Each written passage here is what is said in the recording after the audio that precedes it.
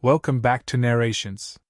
Tonight's story is filled with wonder, mystery, and the magic of believing, a journey through winter darkness into the glowing heart of Christmas spirit.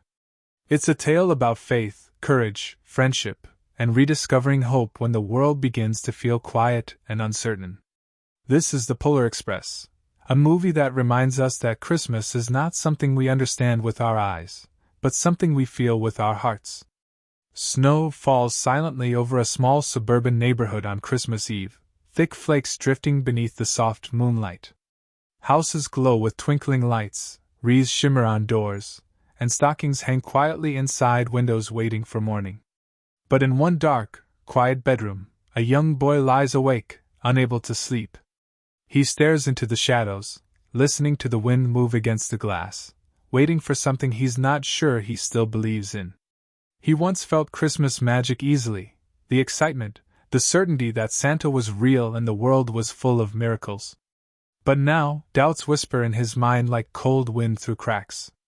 He has reached the age where questions grow louder than wonder. He gets out of bed, slowly, quietly. He pulls a flashlight from under his pillow and opens a worn folder filled with newspaper clippings and notes he has collected.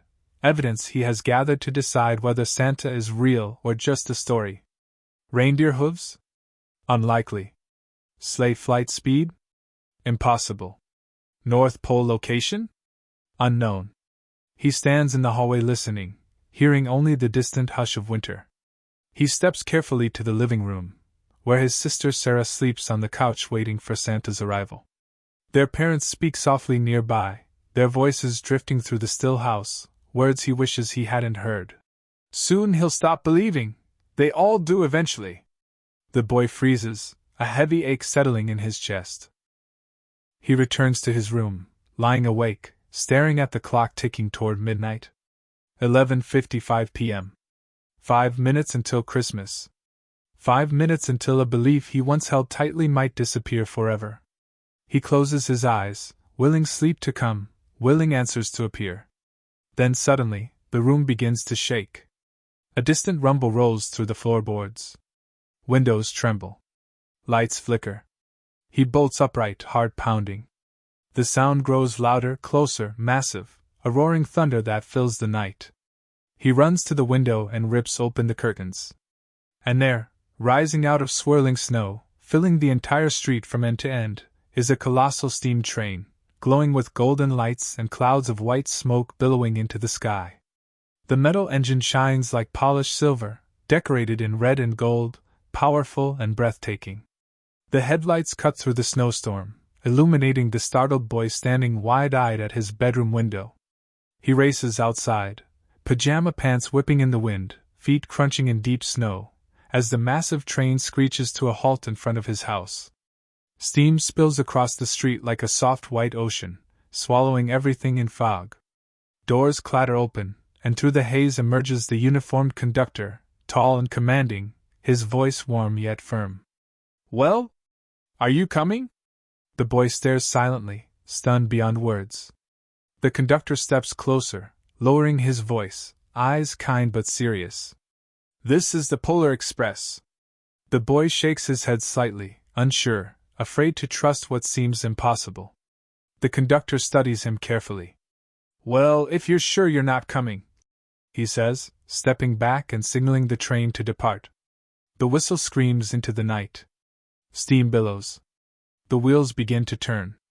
The boy takes one step backward, torn between doubt and desire, between logic and the spark inside him that refuses to die. Then something inside him breaks open. He runs, sprinting forward through icy snow, and leaps onto the train at the last possible moment, catching the railing as the cars begin to move. He climbs aboard breathless, heart racing, eyes wide with fear and astonishment. Inside, warm golden lights glow through the passenger car, filled with children from around the world still dressed in pajamas and robes. Excited faces turn toward him, whispering and smiling. A girl with bright eyes nods encouragingly as he takes a seat. A shy boy sits alone nearby, staring at the floor, wrapped in sadness and distance. A know-it-all kid with glasses talks loudly about train engineering, facts spilling uncontrollably.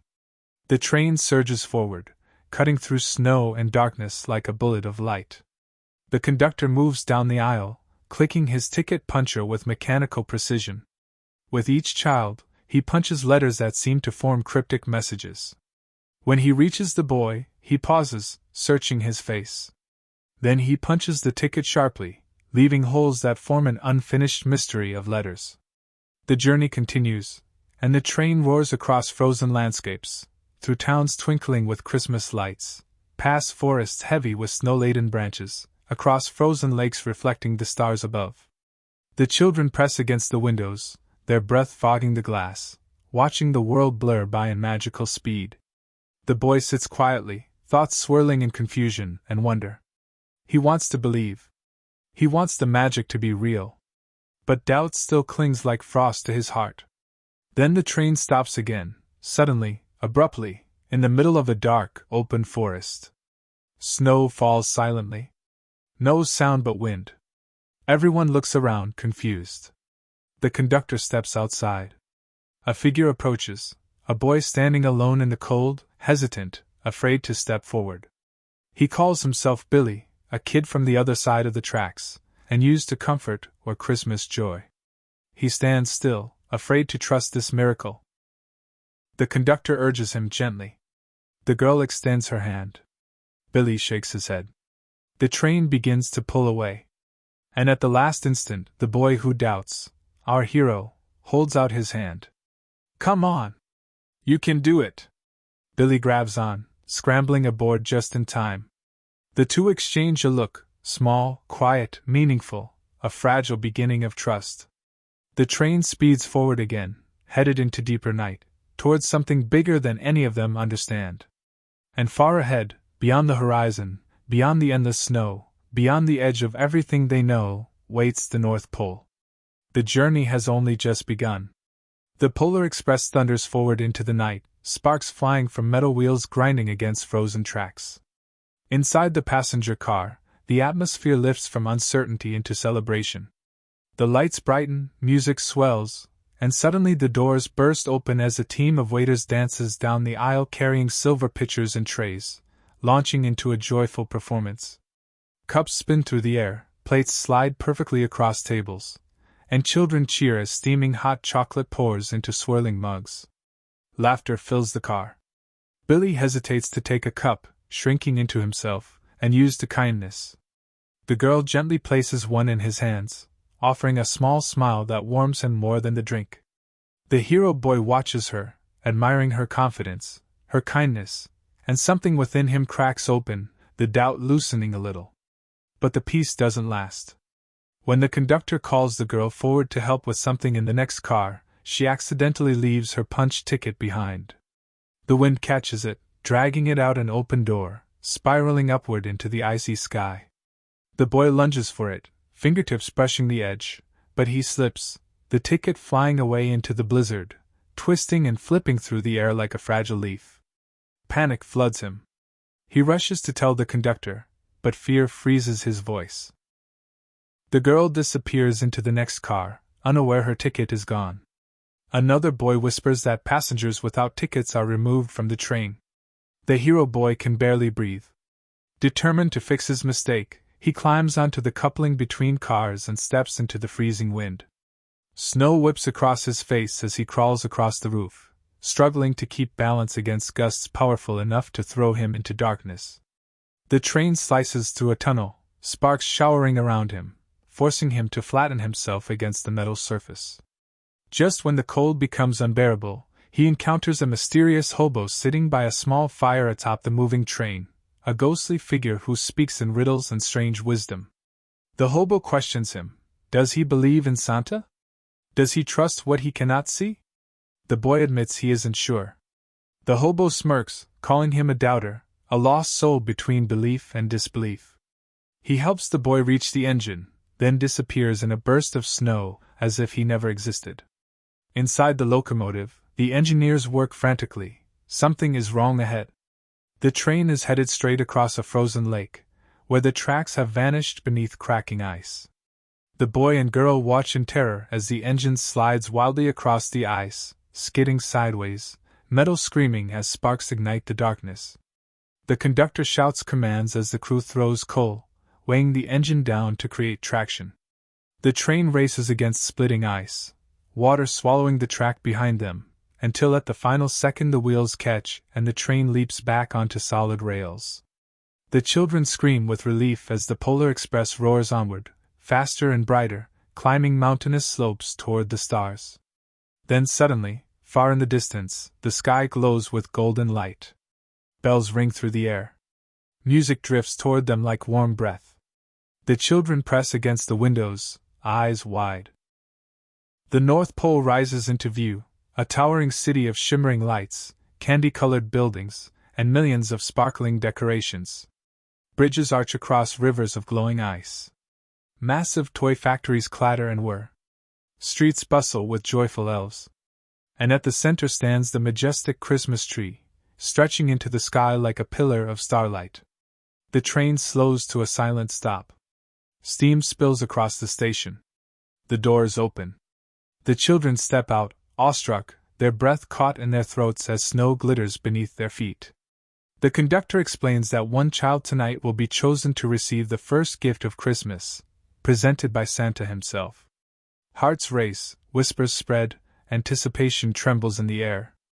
But Billy hangs back again, afraid to join the excitement. The hero boy refuses to leave him behind. He encourages Billy to step forward, reminding him gently that Christmas is for everyone, not just the lucky. For the first time, Billy follows, shoulders lifted, guided by newfound friendship. The group explores the North Pole, winding through glowing buildings, sliding down chutes into toy sorting rooms, sneaking through elf control centers while loudspeakers track Santa's sleigh preparations. At one point they accidentally break away from the main group and end up on a runaway conveyor line, sliding uncontrollably through gift-wrapping machines and toy-loading systems, screaming in terror and laughter until they tumble out into a giant sack of presents headed toward Santa's sleigh. The sack swings upward, hoisted by a massive crane, soaring above the city. The view steals their breath, thousands of elves cheering, bells ringing, fireworks bursting behind them. Finally, the sack descends gently, and they are released onto the snowy plaza at the heart of the North Pole. A hush falls. Music softens. Every elf turns toward the center. The jingle of sleigh bells echoes through the air, bright, sharp, beautiful, and the crowd erupts as Santa Claus steps forward, illuminated by golden light. The children gasp, faces glowing with awe. Everyone hears the bells ring. Everyone except the hero boy. He watches the sleigh bells shimmer in Santa's gloved hand, but hears nothing. Only silence. His doubt, his disbelief, has deafened him to the magic. His heart breaks. Santa approaches, raising the shining bell. The boy closes his eyes, desperate, whispering so quietly only he can hear. "I believe! I believe! I believe!" And suddenly, the bell rings. Clear. Bright. Pure. A sound like hope, like wonder, like childhood rediscovered. He opens his eyes, tears filling them. The world glows anew. Santa smiles warmly and steps forward, choosing the hero boy as the recipient of the first gift of Christmas. He places the silver bell into his hands, engraved, beautiful, ringing like truth. "What would you like for Christmas?" Santa asks gently. The boy whispers the answer from the deepest part of his heart. "I want to believe." Santa nods, proud, kind, and the bell rings again. The elves cheer wildly. The sleigh rises into the sky. Reindeer leap into flight, bells echoing through the heavens. The Polar Express whistles loudly, calling the children home. They board once more, the city fading behind them. Billy sits proudly beside them, smiling for the first time in years. The boy examines the bell, clutching it tightly. It rings beautifully. But later, when he returns to his seat, it's gone. Lost. His heart sinks. The train moves through darkness once more. And when he wakes, snow falling gently outside his window, he is home again, Christmas morning glowing through the house. His family surrounds him with joyful disbelief, hugging him tightly, holding him close. He reaches into his robe pocket, and finds a small velvet pouch tied with ribbon. Inside is the bell. A note reads, "Found this on the seat of my sleigh. Better keep a close eye on it. Mr. C." His parents pick up the bell and shake it. They hear nothing. But the boy hears it clearly, the pure ringing of magic. Because the bell only rings for those who believe. And the boy, now and forever, believes. If you enjoyed this narration, don't forget to like, share, and subscribe to Narrations, where Christmas classics are retold with heart, warmth, and cinematic storytelling.